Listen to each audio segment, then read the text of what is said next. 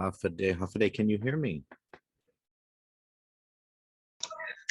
I can hear you.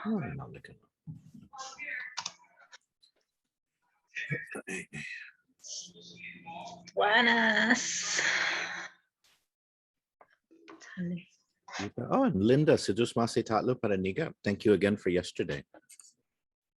That was nice talking to wait, that's your mom or your grandma? That's my mom.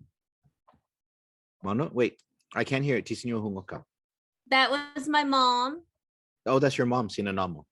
Yeah, thank you. I enjoyed it. Still gonna have to interpret it for me for a little bit. But that's good. I think I got the feeling that she hadn't thought about some of those things for a really long time. Right. So then it's always like it's always good to get them. It's harder though, because in the abstract, right? So for example, if she was sitting with somebody who was close to her age from back in those days, it would be easier to remember some of those things, right? Because I felt bad because I kept asking her, oh, but who are the families that lived around you? And she's like, there were people, but I can't remember who they were. And I'm like, oh, I know it's hard trying to remember back 70 plus years ago who were on the farms next to you. Yeah, she wants to hear the recording. And I'm like, okay, I don't know if you'll check your email, but I'll send you it.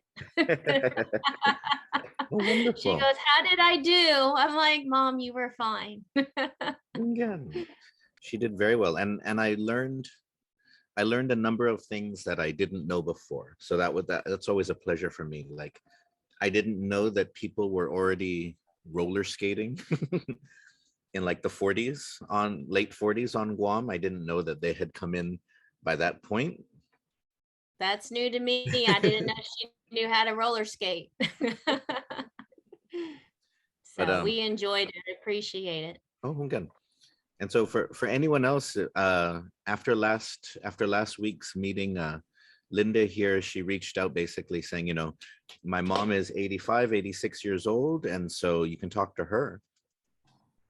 And so, yes, if any of you do have an older relative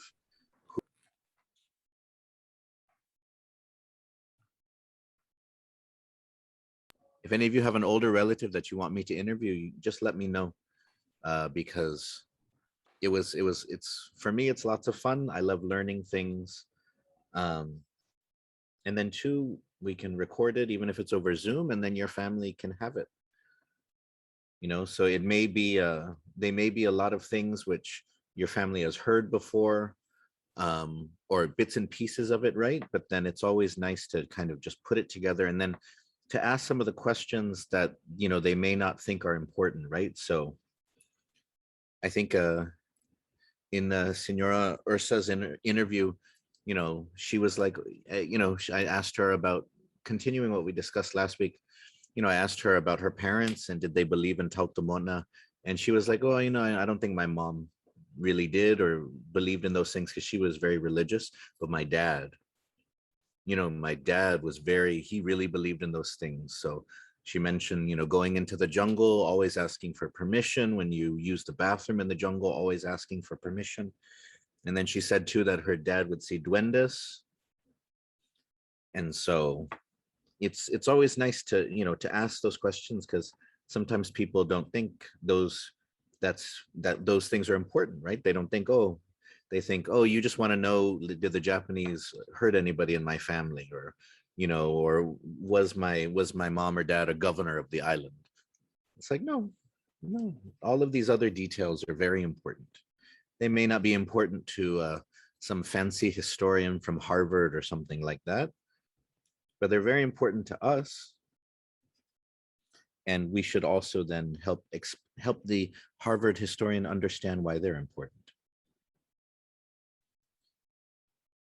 All right. And so, Savina or Travis, Kogai Gamzuwano? Hungen, go ahead and get started. Thank you everyone for joining. I know that we are looking forward to the clue from, can you hear me okay?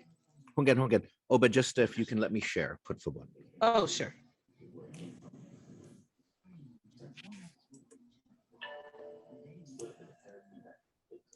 Oh, very, very nice. Very nice.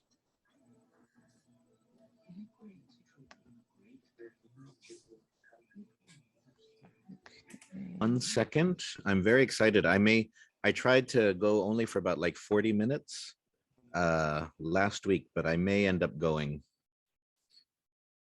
50, 60 minutes today, just because there's so much to talk about.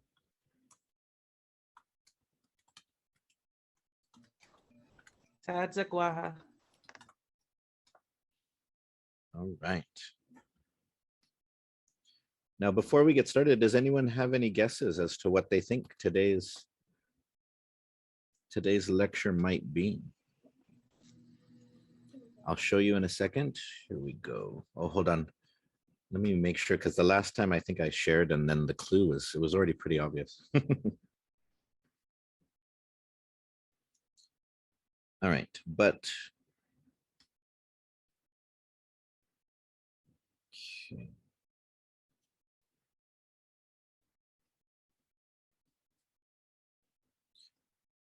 Oh, dispense it. So I forgot to make sure share audio. There we go.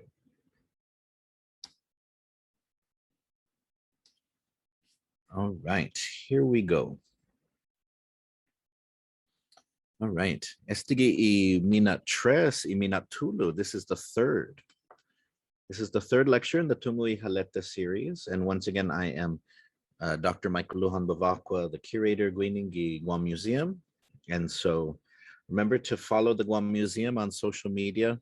And then hopefully by the end of this 8-part lecture series, showcasing different items from the museum's collection, and then the history and culture related to those items.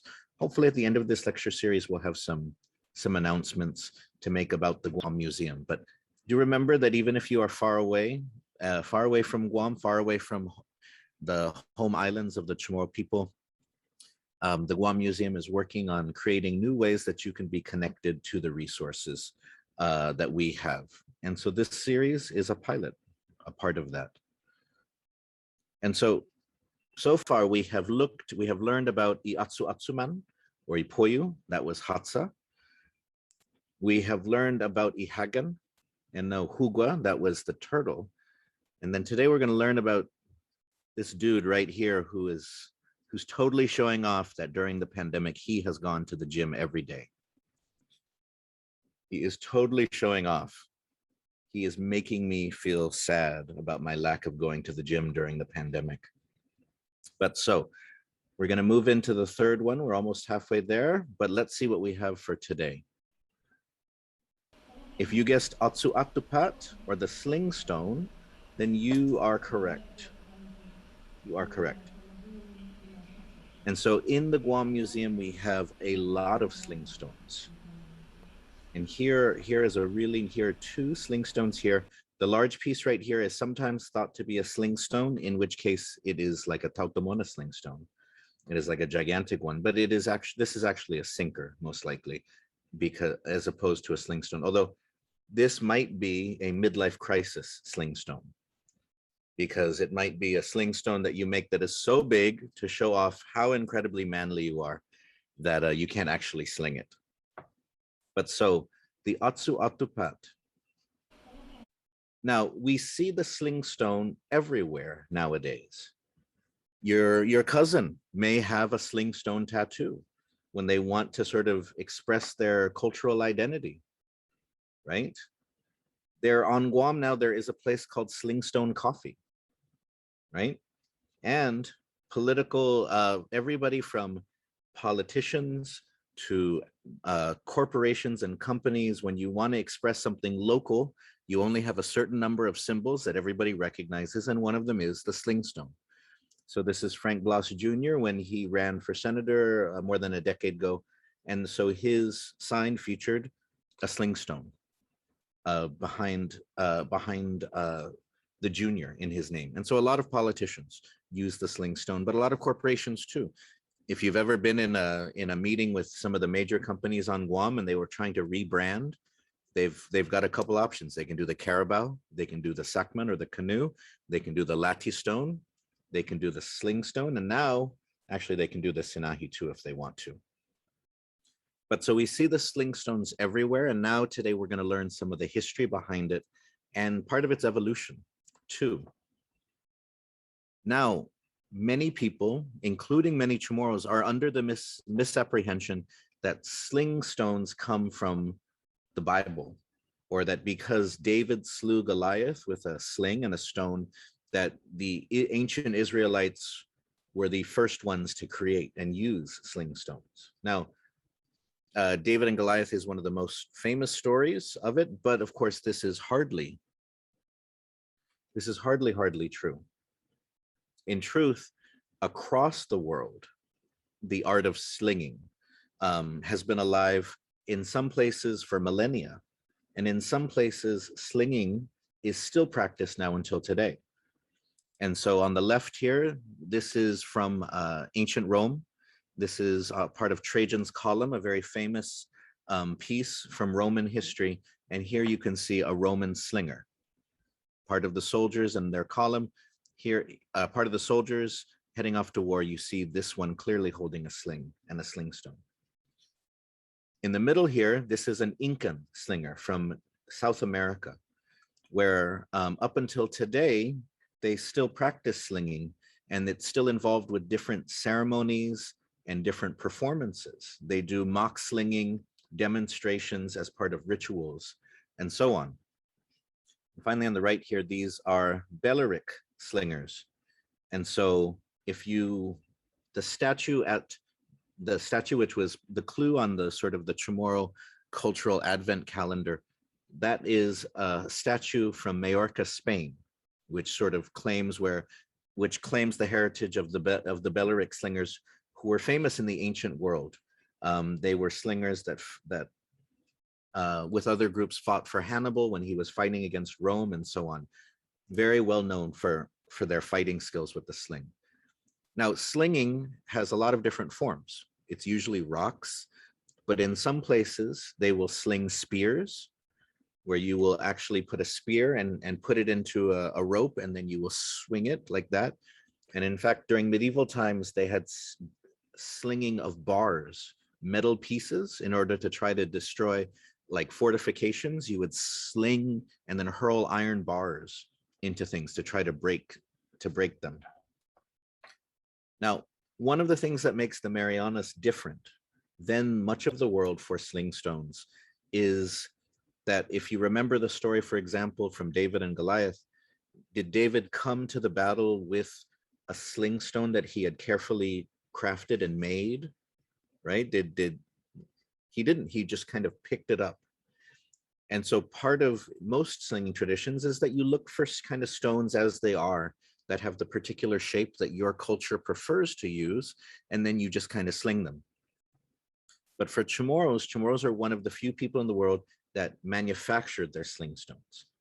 And so this on the left here, this is part of an older exhibit in the Guam Museum, where we had a number of the slingstones on display. And on the right here, this is part of our current permanent exhibit, where we have a number of slingstones on display, including this is part of a drawer that you can open, and so you can see slingstones made from different materials. And so CHamoros would use coral for their slingstones. They would use basalt. They would also use clay. So they would actually, they would fire their slingstones and they would carve them into this particular shape, sort of what people call the egg or the football shape. Now, the earliest slingstones that we have found, archaeologically speaking, come from about 2,000 years ago. Now, if you are familiar with it, the history of the Marianas and the Chamorro people in the Marianas goes back to almost 4,000 years, or about 4,000 years ago. So it is possible that the slingstones were around prior to that, but they just haven't found them yet. But even 2,000 years ago, archaeologists have said that there's not a lot of slingstones. There's very few of them. And so some of the few that have been found are at this beach. Can anyone tell me where this beach is? Nowadays, you gotta have ID card. You gotta have military ID card to go to this beach. Can anyone want to take a guess? You don't win a prize. No, this is a little bit bigger than Haputo. Haputo is a little bit smaller, more sheltered. But you do need an ID card to go to Haputo. Anyone want to take a guess? You don't need an ID card. Taragi, very good. Taragi or Talagi. And if you are a fan of Guam in the movies, then they did film some scenes in what is it, Operation Christmas Drop at Taragi. Also Noon Sunday, if you remember that movie from the 70s, Noon Sunday, they filmed some scenes at Taragi too. Now the Slingstone, the Atsu Atupat, is really a strong feature in the Lati period. So about 1,000 years ago, that's when we really start to see more and more Slingstones appearing in the archaeological record. And, you know, archaeology can lead you to theories, right? It can't. Oh, wait, hold on. Adeno? I hear somebody. Oh, I need archaeology can lead us to make theories. We can't know exactly for sure, but the evidence can lead us towards ideas, right? And so one of the things that they argue is the Lati period was a time of possible in-migration, groups coming in, but it was also a time of population expansion, not necessarily because of in-migration, but because just of Chamorros getting more settled, you know, figuring out how to produce more food for themselves. And so the Lati period sees Chamorros moving across the Marianas Islands, living in almost all of the Marianas Islands at some point or another. And then that then leads to potential conflict. So the increase of weapons found in the archaeological record also marks this time. Now, let's talk about the Slingstone from Spanish accounts, because the Spanish were amazed at certain things that Chamorros did, and one of them was the Slingstone. They considered it to be a very deadly weapon. Now, one of the things that we should remember is that sort of the creation, so that slingers were considered to be very deadly in the ancient world, because a slinger, you know, in those times, especially in ancient times, sort of before bows and arrows were common, long distance weapons like that, slingers were easy to supply. They were very mobile and agile, and they were very good at harassing, sort of delaying, sort of sniping. And so, okay. And so let's see what the Spanish have to say about it. Father Pedro Cumans, who writes a lot, he was there in the 1680s when there was a lot of fighting, which most 1670s and 1680s and 1690s. And so he says, their offensive weapons include the sling, which they aim very skillfully at the head. Out of small ropes, they weave a sort of net bag in which to carry stones with an oblong shape, some formed out of a marble stone and others of clay, hardened in either the sun or fire. They whirl and shoot those so violently, should it make an impact upon a more delicate part, like the heart or the head, the man is flattened on the spot.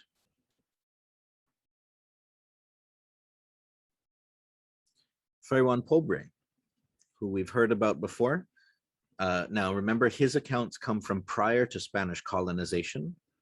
And so some of the accounts that come during Spanish colonization, they describe things, but they're also laden with the fact that they're fighting with Chamorros at that time. But Fray Juan Pobre came at a time when the Spanish were not trying to colonize the islands. And so he says they can hit the target with their darts at 20, 30, 40, even at 50 paces, some at 100 or 200. They are very skilled at using the sling, for which they fashion marble slingstones that fly as though bewitched. These resemble very large acorns that are flung from their slings in such a way and with such force that it is though they were fired from an arquebus. They always hit the target with the point of the slingstone, and it strikes with such force that if it hits the head or the body, it will penetrate. Ooh. I mean, when you think about a getting a slingstone like that to the head or the chest, it would be very serious. Now, the Spanish did not like the slingstones for obvious reasons. Even though that they did have armor to protect themselves. Not all of their soldiers had a lot of metal armor around. Some, they had pieces of armor, for example. And so if they got hit, even if you were wearing armor, it could knock you back, it could hurt you still.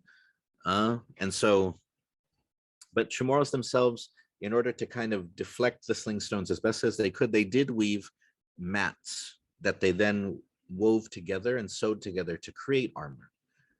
So Father Garcia, who wrote the history of one of the writers for the history of the Marianas, from the Jesuit perspective, said, their defensive weapons are hardly more than palm mats, which they place like a hat on their heads by the way of a helmet.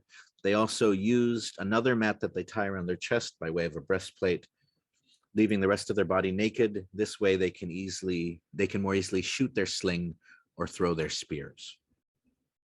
Now, the main emphasis, of course, was the slingstone as a weapon of war, but in truth, it was also used for games and for sport. It was used for hunting, right? For hitting birds in the sky. And it was also used for competitions between families and villages. So Fray Juan Pobre, for example, describes that that they would have like target games where who could strike a target with their sling. And so it wasn't only about war, but the Spanish accounts clearly show that CHamoros were very capable. Were very, very capable with these weapons. All right, now the end of the Chamorro-Spanish Wars brings an end to many things, right? So for example, Chamorros, as we talked about, manufactured these slings. You know, they would work hard to create them, hardening them in fire, hardening them in the sun, polishing them, shaping them. But once the Chamorro-Spanish Wars were over, they were no longer allowed to make these weapons. And there was really no use in making them anymore because you weren't fighting against the Spanish anymore. And so, like so many things, the end of the Chamorro-Spanish Wars in the 1700s, you know, leads to a period of sometimes dramatic, sometimes slow and gradual change, where the slingstone becomes sort of a remnant of the time before colonization. So it's something that the Chamorros see around their lives, like the lati, you know, like these artifacts, they still see them, but they don't make them anymore, right? They're not active. They don't have the same value that they used to, but they're still part of the landscape.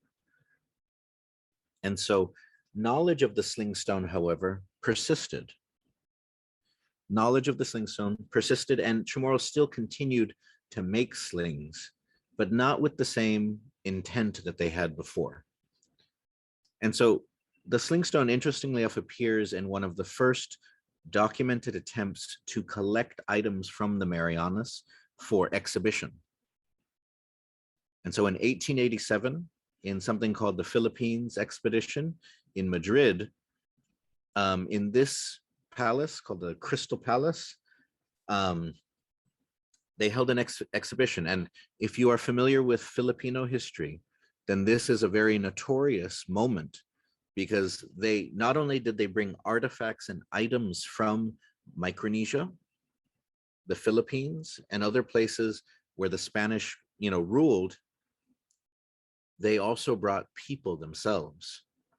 And so they brought Filipinos to basically be put on display in this facility, sort of so that people in Spain could see sort of the natives of their empire, the savages of their empire.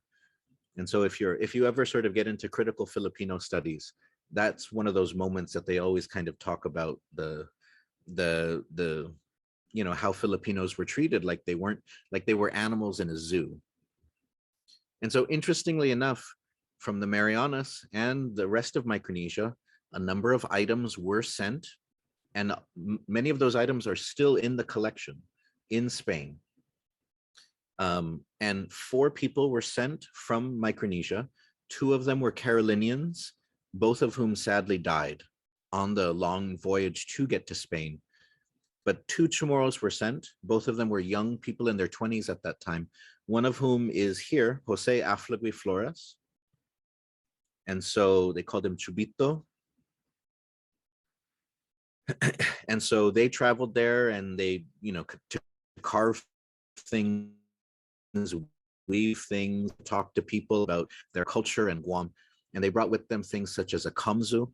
They brought with them sort of like a lusong, and they also brought with them slingstones, and they brought with them woven slings. And so, yeah, one of the things that we were hoping to do at the museum, but COVID intervened, was to bring back some of those artifacts to Guam for display. And there's still hope that they may be put on display in Madrid at some point in the near future. And so Chamorros were still making slingstones, or they were still making slings.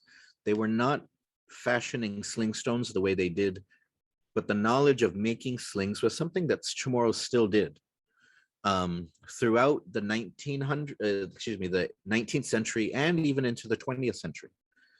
So on Guam, there is one recognized master of Chamorro culture for the weaving of slings. Interestingly enough, her name is Francisca Celis. She came from Saipan. And so she, was born, I believe, in 1911. And so her and her family wove slings. And actually in those days, different people did weave slings. You wouldn't make the slingstones the way your ancestors did, but you would still hurl rocks with them. And one of the main things that you would do was, of course, you would try to catch birds with those slings. You could also just play around and try to hit targets. But one of the main activities was the hunting of birds. Later, this was replaced in the 20th century by the pakengoma. Who here can tell me what is pakengoma? Did any of you use a pakengoma growing up? Pakengoma? A gun of some sort. It is a slingshot. So once rubber came into the Marianas, then Chamorros started to make slingshots, like Dennis the Menace or whatever. And so I found that, I don't even know why I know Dennis the Menace. That's kind of a little bit older than me even. And young people today have no idea what Dennis the Menace is.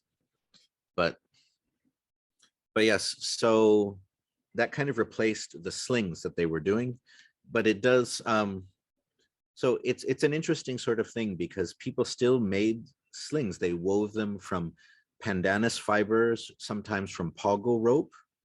And they would still use them. And there's some mentions of people like at parties trying it out, like hitting the target, but it's not something which is documented a lot of. And so it's always been fascinating to me that before the war, people would do this, but they wouldn't really write it. People wouldn't write it down that it was happening. But all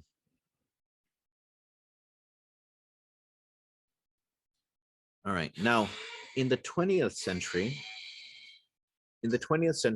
slingstones become one of the main sort of archaeological features to represent Guam and also to travel. And so, for example, the Bishop Museum has a huge number of slingstones from the Marianas. And in fact, in the 1920s in Guam, there was a program where if a child brought in an artifact to be given to the Bishop Museum, they would receive a movie ticket on Guam. And so through this program, like hundreds of things were given through this, and then other programs, the US Navy and then private donors ended up giving hundreds of pieces to the Bishop Museum. Most of which are still there. And so in addition, because you could find slingstones just about anywhere on the island before, people would have them in their personal collections. And then there was a teacher, John Gilliam, who in the early 70s, he donated the slingstones that he had to the British Museum. And they were the first artifacts that the British Museum had related to Guam or the Marianas. And so sometimes this has met with controversy, of course, because some of these things which have been obtained, Guam would want them back, or the Chamorro people might want them back. And there have been efforts to try and get those. The focus primarily, though, is to get human remains back first, because there's the strongest argument for the returning of skeletons or remains of humans. For artifacts, it's a little bit more difficult.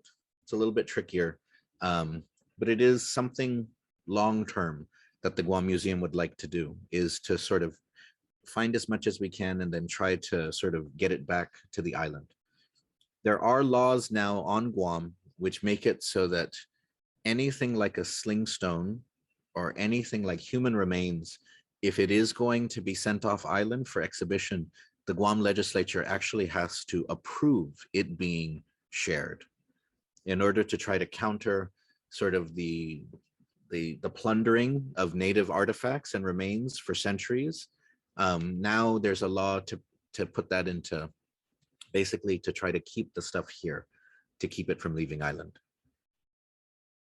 Oh, and I was going to share it and I forgot to, but there was in the 2000s, the 2010s, there were people that were trying to sell slingstones on eBay.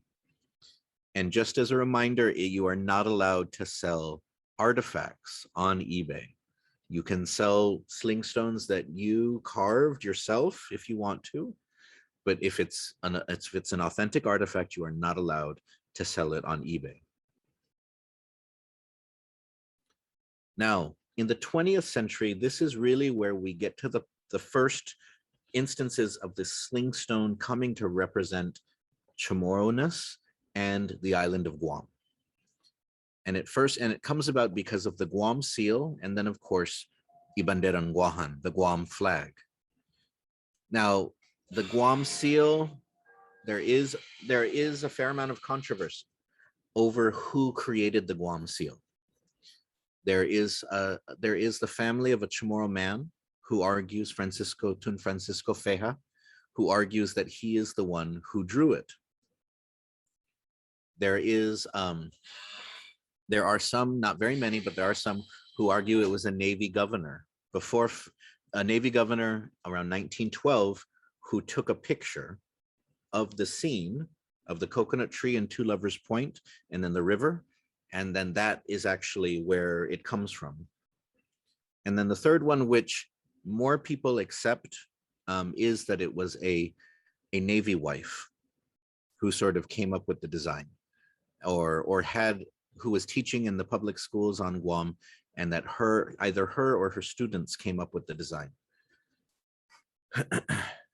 And so regardless of who created it, I mean, the family of the Chamorro guy, being somebody who is always out there to promote Chamorro stuff, I want to believe that the Chamorro guy did it, but his story doesn't quite make sense. His family's story doesn't quite make sense, just because of the story about how he saw this image and then drew it. You wouldn't be able to see this from where he was allegedly at. So anyways, but I always feel a little bit torn about that. And so, but eventually after World War II, the Guam Seal is codified as part of the Guam flag. And even though slingstones and slinging were found across the world, Guam is the only place in the world that has a slingstone on its flag. You know, so you have different places around the world where slinging is in their history, it's in their tradition, it's in their traditions, their heritage, but they don't necessarily represent it in the same way that Guam's flag does. And so, all right. Now, slinging in the 20th century, it was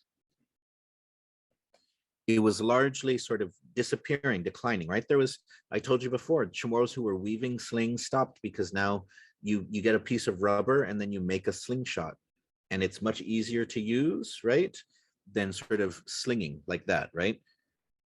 And so there was a clear decline. There were still some people that wove slings, like for example, Tun Francesca Celis, she still wove slings long after the war, and there was some weavers on Guam that could make them too.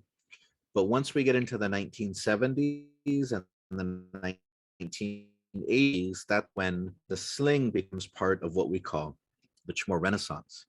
And so let me share with you a quick video.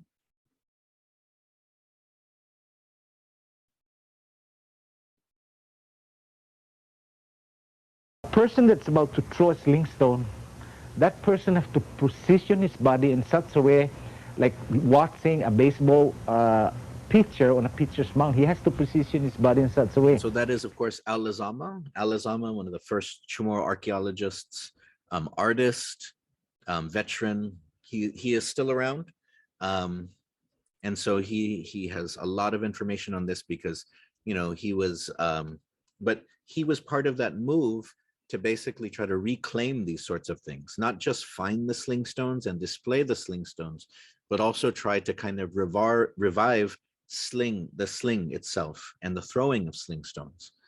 Now, in the 80s, there was not, the Chamorro Renaissance was still quite new in the 80s, but Al Lizama was part of a group, OPIR, Organization of People for Indigenous Rights, which was pushing for the rights of the Chamorro people.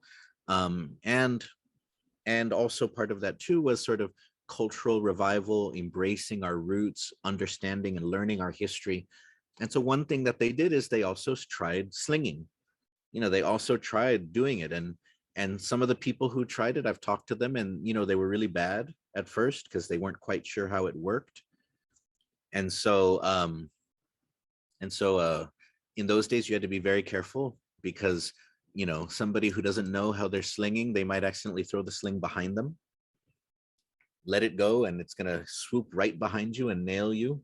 And so one of the interesting things as part of this is, in the last week of late Governor Ricky Berdalio's life, one of the things that he did is that he did try out slinging. And so because he was sort of, especially after federal investigations into him and feeling like the federal government was putting him and the Chamorro people down, he kind of really embraced his Chamorro roots.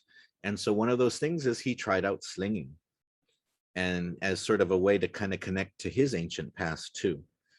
And so that was, of course, in 1990. So in the 80s, there was small pockets of this, but in the 90s and then the early 2000s, that's when the Chamorro Renaissance becomes much more mainstream, right? Much more mainstream. And so up until more recently, where we see the Renaissance, where we see Chamorro slinging becoming much more than just the visual cue of the shape, the symbol itself, but we see more and more people slinging and embracing it and making it a part of our everyday lives. And so here's a video from Whakai, because the clothing company Whakai has been a strong supporter of bringing back the sling and making it a part of our lives nowadays, as we'll talk about in a second. And so this is a video from Guelu Rosario, Tautau Luta.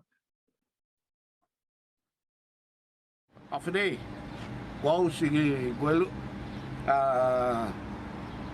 pago na ani no gofma gofdo by fanui amzo no ofait CHamoru manasetbi ge tempo ni geran CHamoru dan Spanyol.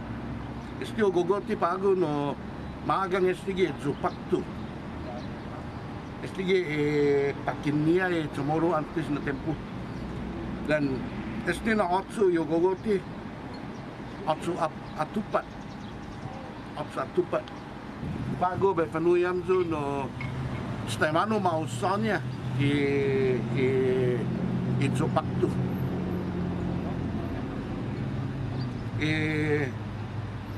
Zupaktu na Håle mi kulan sinturon gi kanaimu bosong goti punta. Yung goti punta itu na Håle mi atupat. Tapos i-zupakto kula nun extendi kanay mo, dos biyay. Amano nagagi akagwi na adeng mo. Sige, po kanogwi at so. Pareho sa ni pitcher gi baseball. Amano nagagi doon na left leg. Sige, doon na target. Kung sa nadagaw, sige, doon na target. Mega klase na madadagaw supakto. Wa ana English dilo tagwini. Dan waha ana tagwini. Waha ana English papa din na kaon niya. Wa figure 8 na dyan kisyo dagaw. Kada dagaw waha no otro no atotso mina. Pues belayam dun no hemplo. Dengan tumagigin niya. Iatso mo kumano hulo. Hulo gi mapagas na direksyon. Dengan tumagigin niya. Don sokta sempi tuna si dinagaw mo. Parehawa dan figure 8. Pagod lang yun ang dagaw ginin papa. Siyempre natapa pa dinagaw mo. Todo duit tapos mandagaw na ito pakto. No? Gifakay. Sana mo si. Biba. Oh yeah, that Govzahu. Who agradeci lokwinay na hatsoguya no gifinut CHamoru. I love that he also did it in CHamoru too, and there's subtitles for those that can't understand. And so Fakai, Roman de la Cruz, and Guelu have been sort of at the center of the slinging revival itself. So the Slingstone, the Atsuatupad, it began as part of sort of the larger CHamoru Renaissance, but eventually now it has its own sort of energy and its own sort of movement. And so that's kind of what's nice about that Renaissance, right? Is that it starts with just this general empowering of CHaMorus to reconnect with their culture, to be proud of who they are, to share it, to not want to be mamalo about who they are anymore. But then it then takes sort of a life of its own in all of these different ways. And so one thing I want to share with you, of course, is that as I mentioned that slinging is all over the world, I was serious. There are slinging competitions and there are slinging championships. And so this is Guelu and other members. So one of the groups that's also a big part of the slinging is Tasa. Tasa, which also does seafaring, also does other cultural arts. But so in Mallorca, Spain, so this is the statue that I showed you at the very beginning of the Bellaric Singer. So a Slinger, this is one of the places where they have a large competition. And so I think at one point, 150 different people were coming to participate. You get dozens of countries, as many as 70 different countries represented with their own types of slinging, right? Because some people will have different types of stones. They'll have the way the nest for the stone is different, right? They'll use different fibers. They'll have different lengths. And so it's really amazing to see the diversity of ways in which people hurled objects in the past with sometimes deadly accuracy. But so the first time that CHaMorus participated was in 2017. And Roman de la Cruz, the owner of Fakai, he wrote a number of articles in the PDN that year, sort of talking about their journey, because they went to the slinging championships in Spain, but they also talked with seafarers in Ireland and in other places around Europe. They made these cultural connections. And so he wrote, because Guelu, the man that we met a moment ago, he of course competed the first time that anyone from Guam, the Marianas, had competed in a competition like that. And Roman wrote everything that had happened in Mallorca up to that point had already made the trip more than worth the effort and expenses to get there.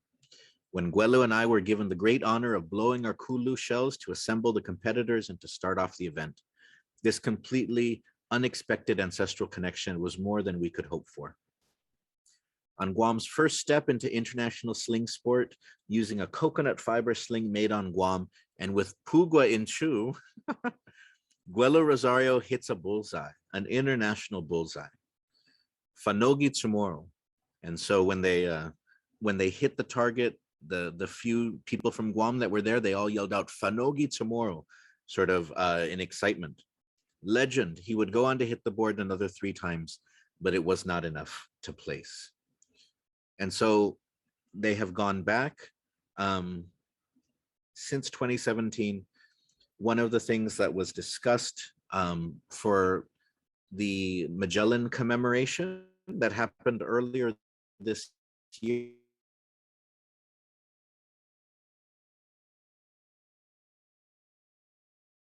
the international slinging competition to Guam, that it take place in Guam.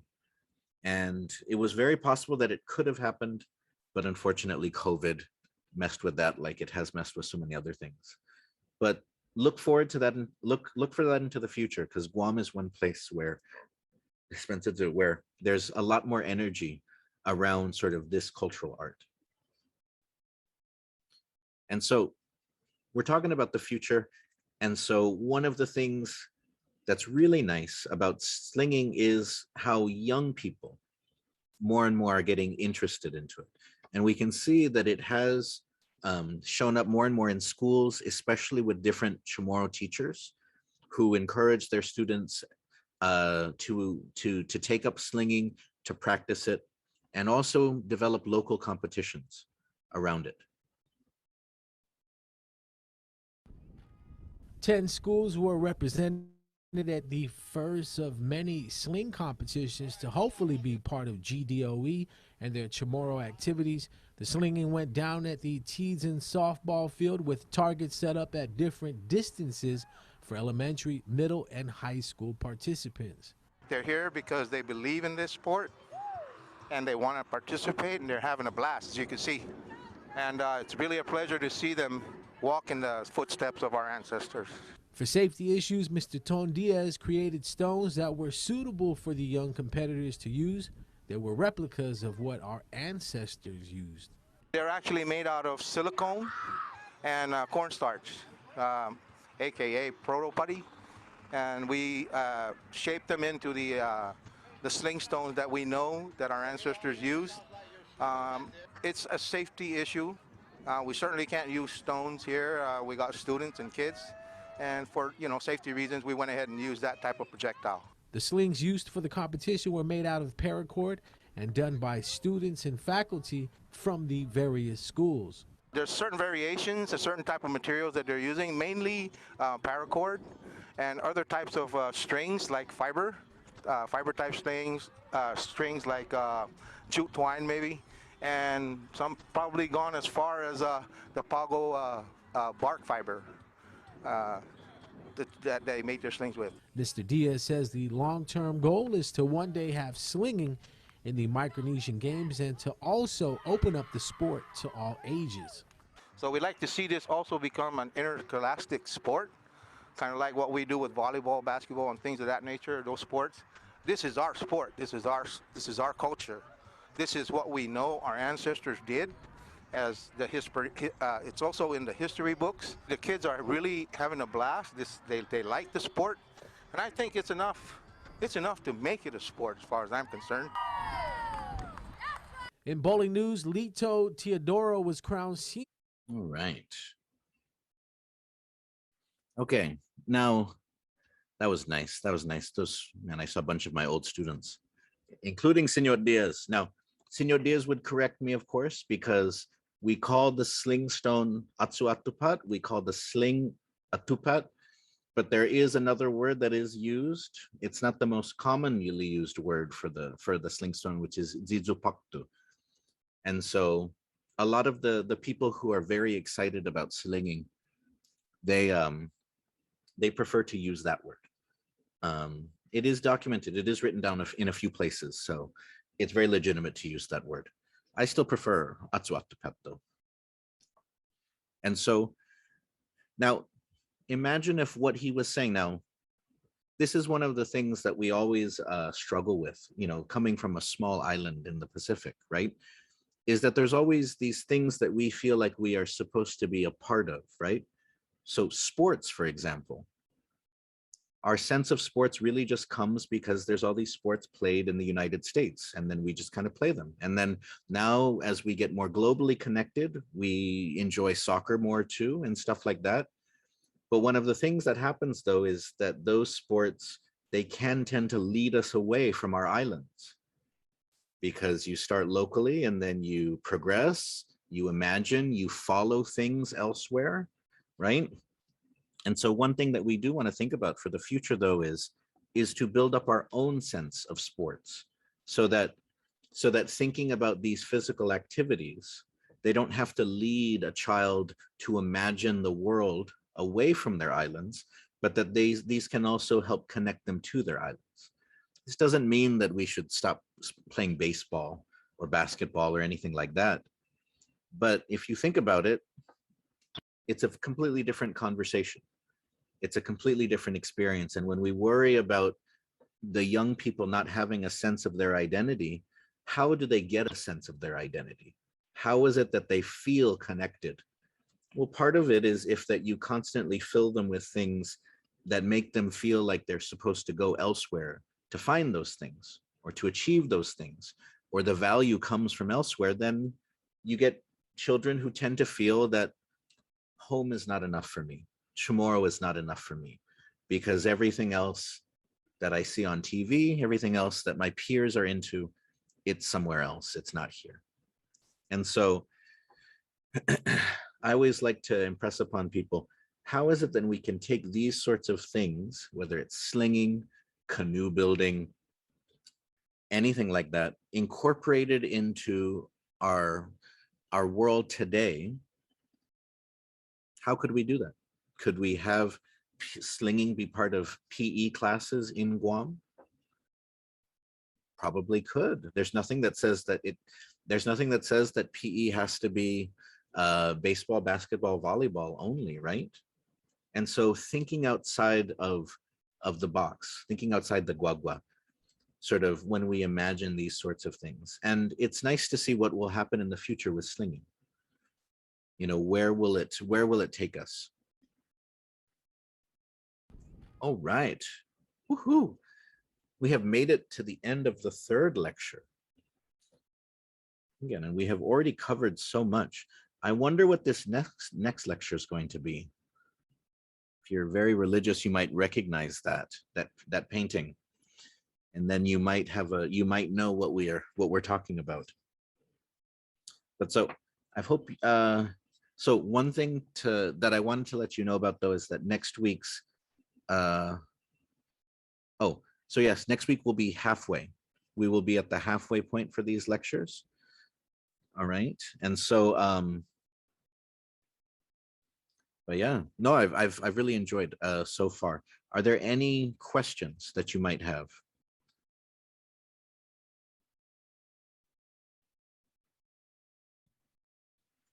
Are there any questions that you might have? Senor, did you want me to go back over some of the questions in the chat? Oh, sorry. Sure. There was a question of, did they show CHamoru's at the exhibition? I think this was in reference to when you were talking about they put some of the Filipinos on the exhibit.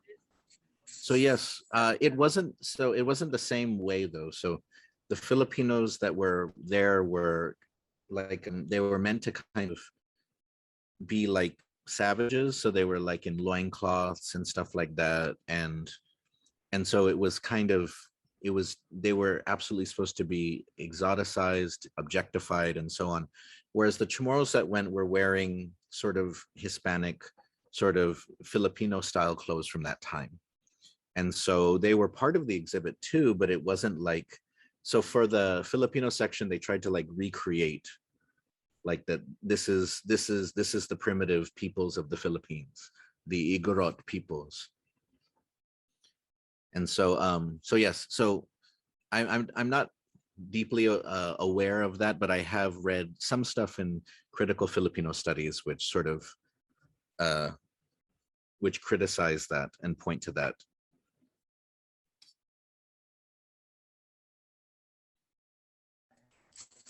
Okay, there was another question.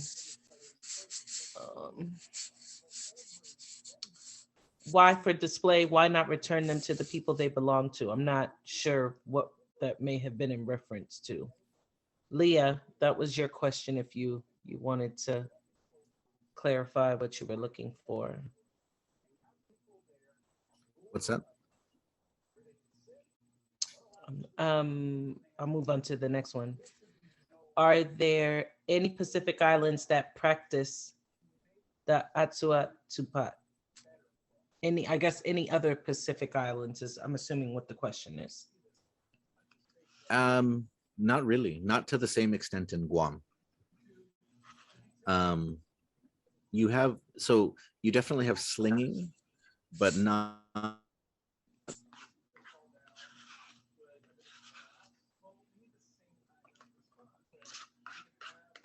figure out is where did the idea of slinging and the creation of slingstones, did it come from the Philippines or did it come from Melanesia? Just because when I was reading up on it, in the Philippines they don't really do the type of slinging that CHamoru's did. So the type of slingstone creating is a little more similar to certain types of Melanesian slinging. And so if that's the case, then it may be some cultural connection or migration that we really didn't know a lot about before. We didn't assume before.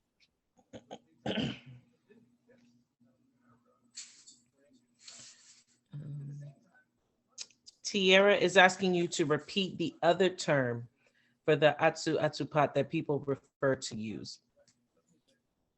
So that's one reason why I don't really use it, is because it has a lot of different forms, right? Because most everybody agrees Atsu-Atupat, but then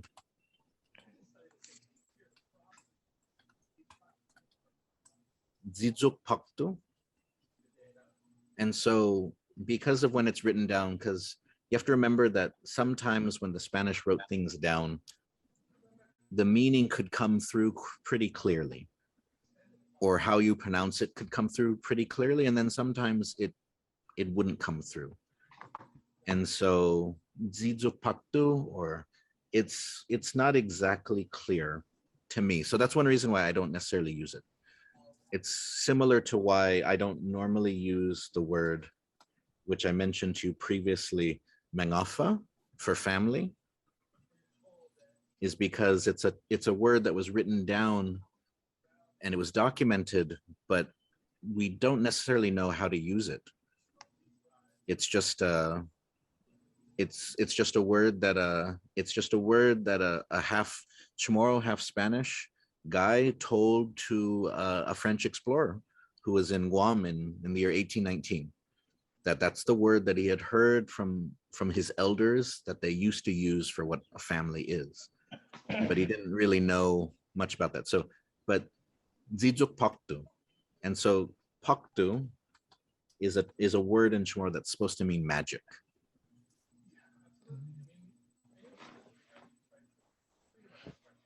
Okay, and then Leah's asking, would we consider slinging to be a Micronesian practice or more so just Chamorro? I don't know. So it depends. I mean, it really depends. I'm not so I know that it's a part of different islands in Micronesia, but I don't know if it was to the extent that it was in the Marianas. I seriously doubt that any other Micronesian island had it to that extent. So I wouldn't necessarily refer it to in the same way, and especially when we're talking about sort of the ancient ways of slinging, then no, it's primarily a Chamorro thing.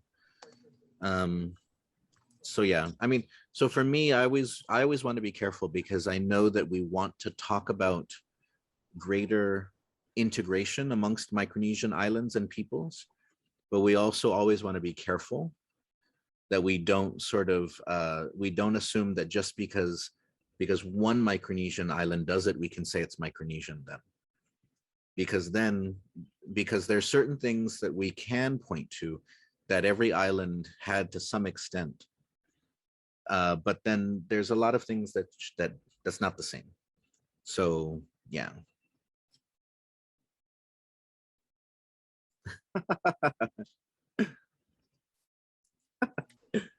I'm assuming you're laughing at her her comments. Yes, yes. Folk dancing, yes, oh definitely. Yeah, I think it would be cool if it was part of the Micronesian Games or the South Pacific Games.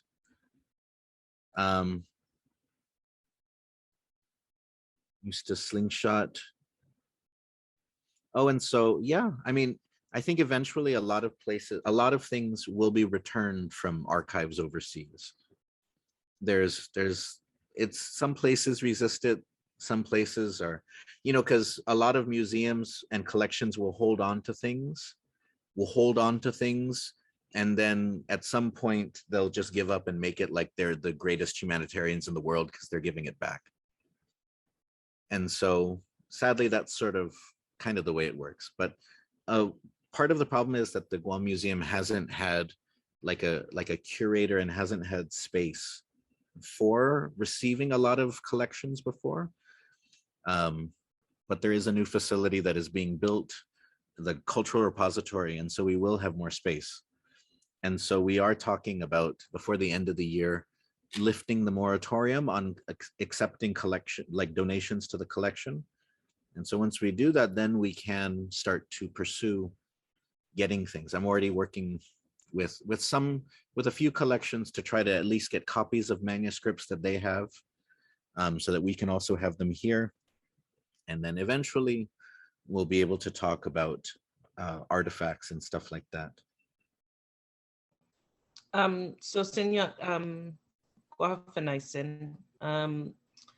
I know, and I dispense if you already mentioned this in the beginning, but the collection of Agupa that you showed in the beginning in the video, what have those been dated to a specific time? Like how old are they, I guess, essentially? Oh yes. And so those particular ones I don't know off the top of my head. But most Slingstones come within like a 500-year period. So, you know, the latest ones are, of course, are like at the end of the 1600s. But they start about 1,000 years ago. That's when, so it's like that period. And so, and that's also the period, of course, when they say that the latte comes in. The latte starts to be, they start making the latte.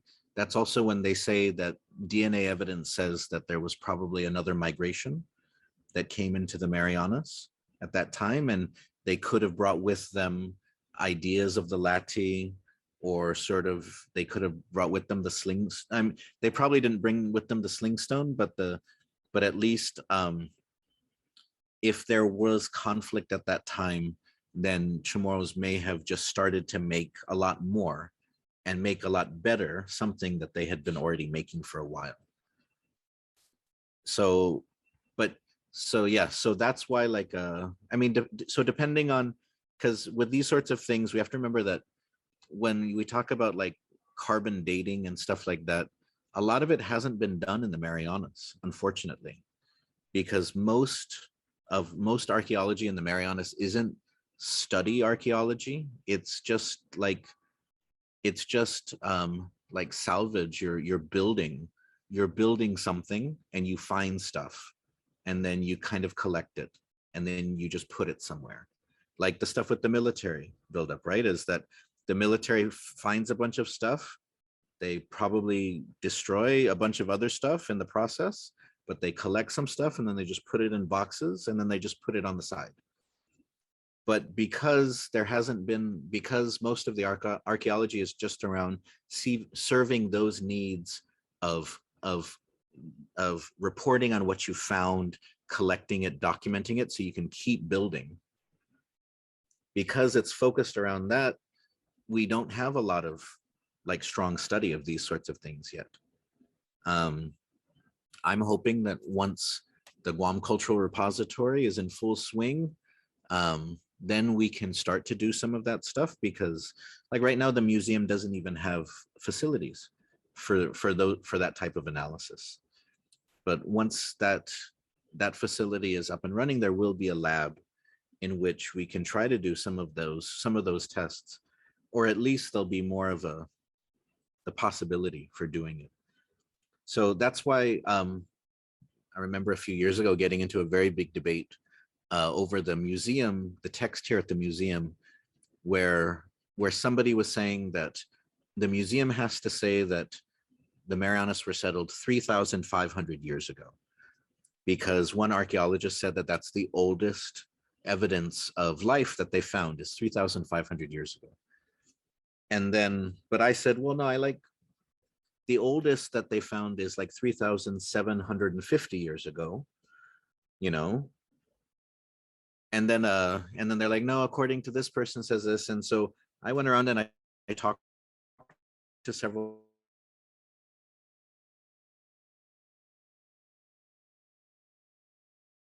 like that. There's always like a spectrum of possibility. This is the likely date, but it could be 200 or 100 years further back or further forward. And so when I talked to one of the archaeologists, he was like, oh yeah, no, 3,750 years is likely. But the way archaeology works is it's whatever you find. And so when we actually start looking and we actually start studying, wanting to put the pieces together, there's the possibility that there could have been people here beyond 4,000 years ago. But that's a different type of archaeology. That's a different type of study. And unfortunately, we don't do enough of that. Yes, if you want to donate, absolutely. We would love to accept stuff like that. Hopefully next week we have a meeting in which the board of trustees will vote and hopefully approve us lifting the moratorium, so that then we can accept items, because sometimes people just like leave a box down at reception and say, oh, here's all my Nana's papers, you know, and then you look through it and you're like, oh, this is so cute. And but yes, would love to accept donations like that, because one thing that I've noticed is that we definitely need more things to add to our collection to help future generations understand the changes over time, right? So this happened for an exhibit that we have next year, when part of it was talking about the political development of the island and talking about like protests in the 90s and Nacion Chamorro and Angel Santos. That's part of the exhibit. But then when we went through what we had, we found that we didn't have a lot of things connected to that period of time. And so we had to reach out to people to kind of donate things, to loan them for the exhibit. But any sort of stretch of time, you know, even contemporary history, we need things so that the museum can show future generations sort of what the context of life was like at this time. And we don't we don't have that for more recent stuff. A lot of the stuff that the museum has more recently is things that just like what government officials donate. Like, so we have stuff, we have those sorts of things like plaques from governors, pictures from governors and from legislators, but from average people, we don't. So we had somebody come in though to donate some toys from the 90s, got some Star Wars action figures. And it was kind of like, do you want these? And I was like, well, personally, I definitely want these. But for the museum itself though, it would be good, because if 100 years from now, we wanted to show sort of what your average child played with in the 90s, then this can help fill that gap. And so we shouldn't only think about a museum as connecting us to the ancient past, right? Because the museum is that record, it is that memory of a community over time. And so if we have gaps in certain things, then it's harder for us to connect things, to connect the history for people. Oh, I see a question. What is something that all Micronesians do? Oh, that's hard, because you can look at things. So not everybody to the same extent, but so, and remember that when you look at all of Micronesia, then you have to go a little bit more basic, but all islands had some form of seafaring, absolutely, because it was necessary. All islands had the similar sort of expansive use of the coconut, right? That's definitely a key feature, not just of Micronesia, but the Pacific in general, right? Is that deep knowledge of the coconut and what it can offer. Certain types of fishing, everybody did to some extent too. Yeah, I mean, weaving, a lot of the basic stuff like that. When you talk about culture, then you find differences. So some people say that matrilineality is in Micronesian culture. The deep needs matrilineal, but it's to some extent it's not the same in every island, right?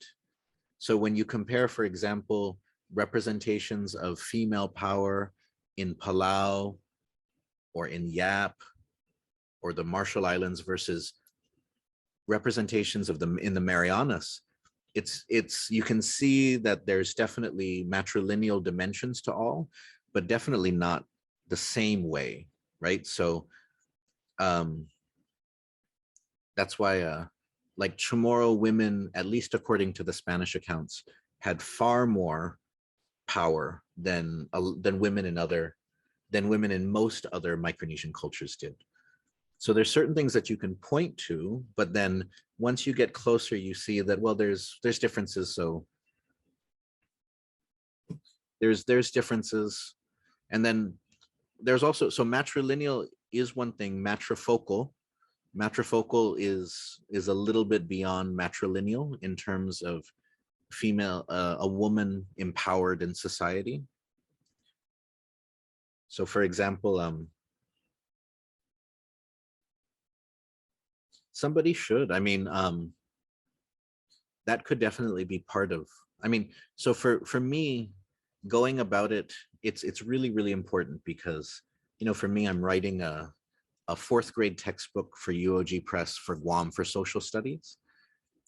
And for me, what I always want to do is I always want to help people understand how the world around us, but try to use Micronesian focused ways of doing it, right? So for example, before you learn about astronauts, we learn about seafarers and we learn about navigators. So for example, in my textbook, Papa Mau Pialuk from Satwal, he is mentioned way before George Washington is mentioned. So you're going to learn, if you're going to learn about innovation, achievement, collaboration, and cultural exchange, you're going to learn about it through models which come from this part of the world, right? And I'm just doing one of them. Every grade up until fifth has a different social studies textbook, which is locally focused. I'm glad that GDOE is finally doing that. But we should definitely do that for Micronesia, because before kids learn about winter, spring, summer, and fall, they should absolutely learn about the rainy season and the dry season. And before they learn about hot dogs and apple pie, they should absolutely learn about the nidzuk, right? And so, because it is insane that for people in the Pacific now, and Guam is one of the worst examples, we come back to the nidzuk because people in other places are putting it in everything. People in other places are finding this is a cool taste. Let's put coconut water in this. Oh, this is amazing. Let's pina colada this thing. Right? And so sometimes we need that wake up, right? Oh, there is value to this. Right? There is value to this. because other people recognize it. So now we can be reminded that we know this is important. We know this is valuable. And so, but yeah, so that's why, that's always my approach for things, right? Is that what are the stories that we can tell? What's the culture that we can use? Because if we focus, and thinking about the larger Micronesian question, if we focus the learning of our youth in that way, then when they see somebody who comes from another island where they have fewer malls, or they have slower internet, or where, you know, then they're not going to look down on them, because their system of understanding value in the world does not come from whoever has the fanciest, most modern things, whoever's got the biggest mall, whoever has the coldest aircon, whoever's got the fastest internet, right? But the way that we teach them nowadays, that's exactly what they feel. So then when they see somebody who has less of those things, who comes from another island, they look at them that our grandparents did when they saw people from Chuk or Yap who weren't as Catholic, who didn't wear as many clothes, right? But come from the same part of the world, the same cultural blueprint that Chamorros do, the same island people, but Chamorros had come to think of them as less because they weren't as civilized. And so if you want to get rid of some of the racism, which is sadly prevalent in the Marianas, out towards other people from Micronesia, you have to start at that level where they understand the world, not that it's a race for whoever can get to Walmart the fastest, right? It's not a race to whoever can get the Disney movie in Micronesia the soonest. It's going to be Chamorros.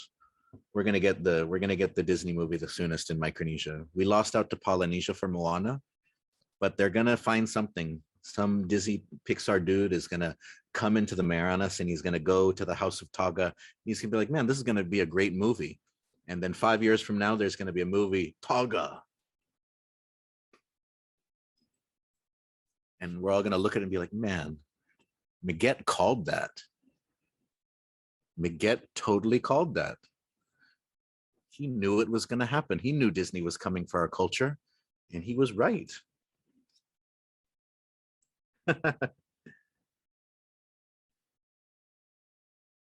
Again, the Rafellowash issue is very tricky. It's very tricky. And so it is, yeah, that's true. There are some Chamorros who work for Pixar.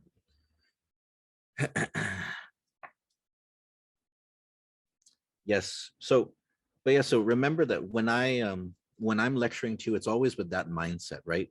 Is that the culture, our sense of identity, it is tied to the choices that we make individually and as families and as island communities, right?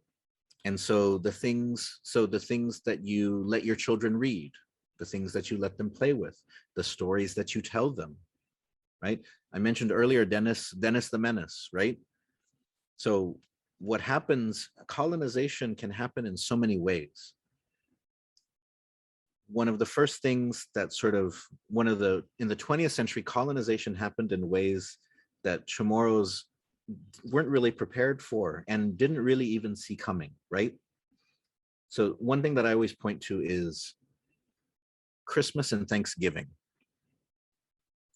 Is that Chamorros, there's some oral history evidence that I've found, not a lot of written evidence, but some of you have heard me talk about this before, is that when the US started to promote Christmas in the schools, Chamorro families didn't really like it. Because for Chamorros at that time, Christmas was very Catholic. You said the Novena, you had the Buñuelos Dogo, right? Did any of you grow up with the Buñuelos Dogo? You have to make that right. There's no candy canes, right? There's no, you got the Buñuelos Dogo and the Anibat. And so you might have the Belen, right? But there's no Santa Claus. And you did give gifts, but it was very small. gift giving was a very small part of it in the early 20th century into the Spanish period. But suddenly you had kids who are coming home from school demanding gifts because their teachers were telling them that this is what Christmas is. And so I heard from the first person I heard this from, and it was interesting because Linda, your mom mentioned her yesterday as one of her teachers. She was one of the first people that mentioned this to me when I interviewed them, is because when she and some of her siblings came home, because their family was very religious, when they, and like, I can't, like, I think 3 of her sisters became nuns. When they came home and they talked to their family saying, we want gifts, you know, we want presents. Their family was very upset. And her father was a very important Chamorro leader at that time. If you've heard of Pedro's ice plant. And her father went to go and talk at the school, basically saying, why are you teaching them these things? You know, this is, and, you know, and he had familiarity with the States. He had gone to college in the States, but he also expressed that we have to be careful. You know, this is not good for our kids. It's teaching them that they should get something even though they didn't do anything for it. They didn't work for it, that they just deserve it.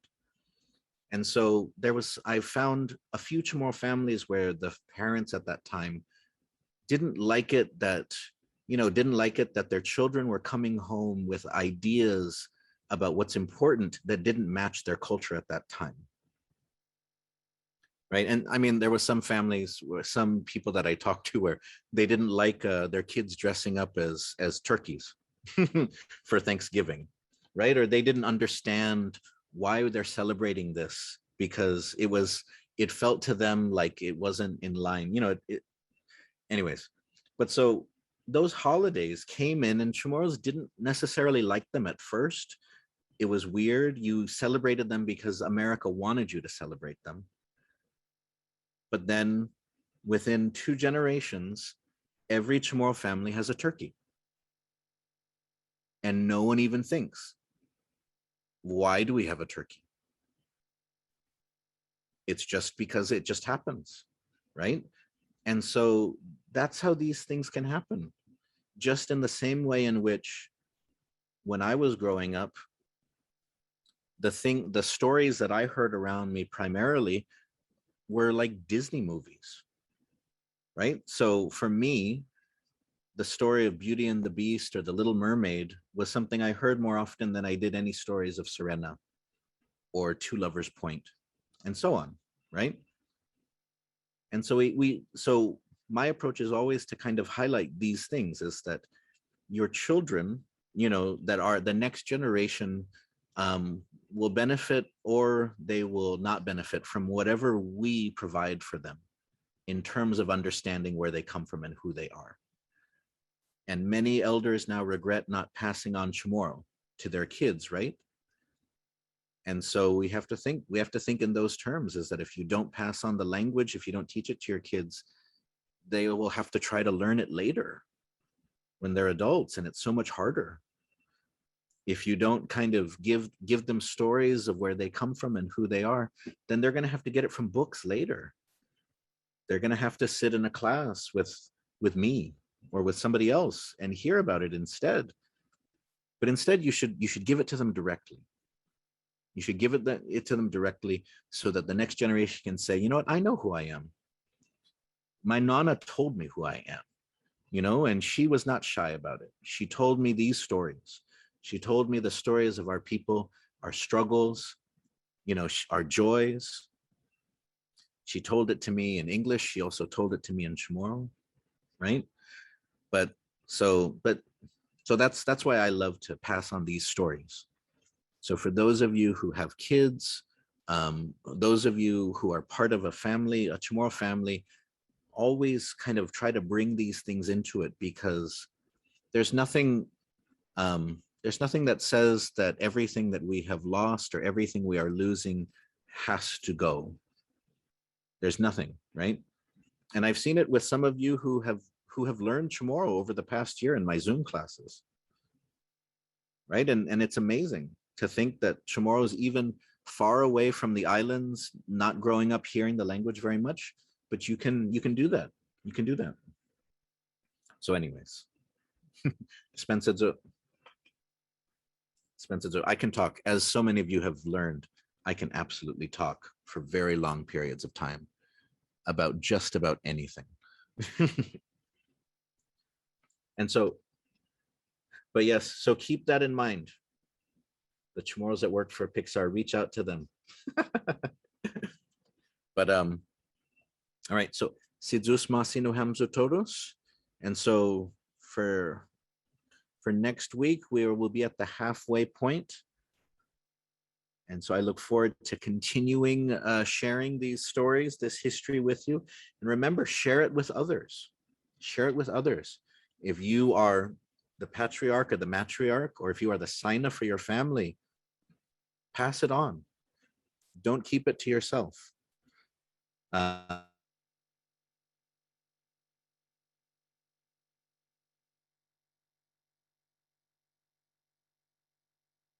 These for other people, just say it in your own words, make your own connections, right?